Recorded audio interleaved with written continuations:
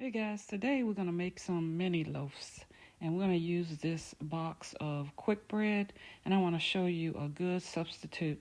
If you don't have eggs, I don't know if you know, you can use in your sweetbreads, you can use the overripe bananas as a substitution for the eggs. So you don't need eggs to do this. Just know that it's going to have the banana flavor, so I would only use it for the breads that I intend to be sweet because you also get the sweetness from the banana as well. And this works best when your bananas are ripe or a little bit overripe in this case. And we're just going to use it the same way we would use 2 eggs. It's a 1-for-1 ratio. And we're going to follow the instructions on the box for the quick bread. And this is a good way. I know some people like the little snack cakes, different brands that you can buy from the grocery store. You probably noticed they're a little bit more expensive now. But if you buy the mixes, you can store more in your pantry. And they tend to be a little bit cheaper than buying the already prepared snack cakes or muffins or whatever you choose. But I'm going to use, this is some ground ginger that I made myself. I just put in the dehydrator and used my coffee grinder to grind it up. And I'm using way too much here. But if you really like ginger, I would probably use half of this, maybe even a half a teaspoon. I put 2 teaspoons in here because I really like the flavor. But if you grind your own ginger, it's typically going to be a lot of a more stronger, potent scent and flavor. So just be careful with that. For me, I don't mind it so much because I really like it. And, you put in what your palate prefers.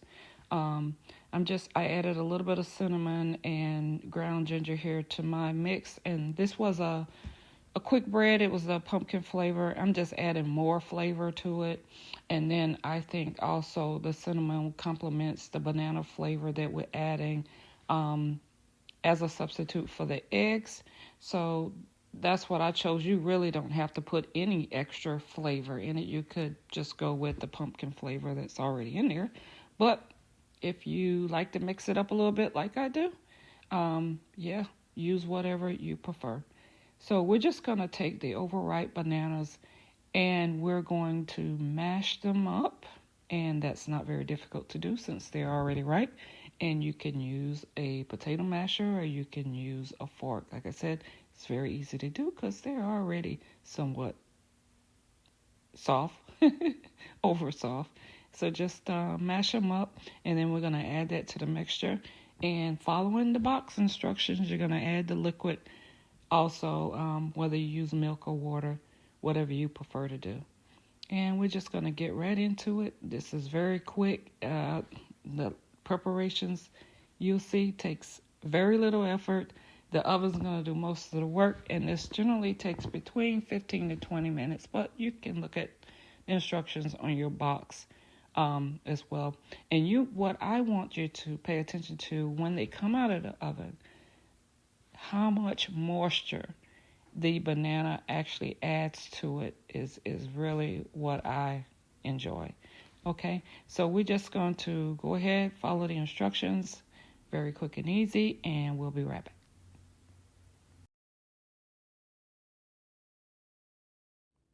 Okay, so we are just going to mix this up, and we're not going to over mix it, okay, because we don't want no tough bread. So we're going to gently just mix this up just until it comes together, guys. Don't overmix. We don't want bread that can choke a horse, okay?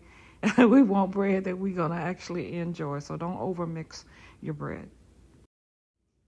And I'm gonna use these 10 loaves, these little mini loaves that I picked up. You can get 5 of them as a set from Dollar Tree, and these works pretty good. $1.25 for 5 of them in one set. And you can wash them and reuse them, or you can throw them away, up to you. And I'm just using a little butter spray to coat the pan. And what I wasn't paying attention to was how much batter comes in a box. You probably you probably noticed that the boxes for these mixes are getting smaller and smaller, right? So we don't get what we used to get, but we're gonna make it work. The other two, I just will mix up some cornbread mix and put that in there, simple and easy as well. And that way I didn't waste my cooking spray, and just having to wash them out and so it will get used. I'll just mix up some cornmeal and toss that in, and I'll have a couple of cornbread loaves that I can use as well. And you might be wondering why I didn't just throw this into one loaf pan and be done with it. It'd be a lot quicker. Well, and I mean, it doesn't really take that much time either way. But I'm using these individual mini loaves because I want to, I won't eat all of them right away. And for me, it's just makes more sense to make the mini loaves. That way I can put them in the fridge and put them in the freezer and are in the freezer, and as I need them or want them, I can take them out individually and thaw them out and enjoy them, and I'm not rushing or wasting to eat a whole loaf. So that's my reason. But if you have a larger family and you want to just do one loaf, that makes sense to you, yeah, then just do that. Just make sure you use the muffin instructions instead of the one loaf instructions when you actually put them in the oven to bake. Okay, so between 15 20 minutes, depending on how you like yours finished. I like mine to have a great deal of moisture in it. And remember, when you take them out of the oven to cool, they're actually going to still continue to cook a little bit anyway. So I generally, about 18 minutes is good for me. So here they are. I've pulled the sides apart to let some air get in there, and they were easy to take out, no problem there. And I'm going to go ahead and cut into one of these so that you can see just how moist it is. But yeah, here they are. Okay, so I did fill up the other ones with some cornbread mix, and I'm gonna let these cool, and I'll put these in a Ziploc bag, and in the freezer they will go. And here we are. I hope you guys will try this. Have a good day. See you in the next video. Bye-bye. Thanks for watching.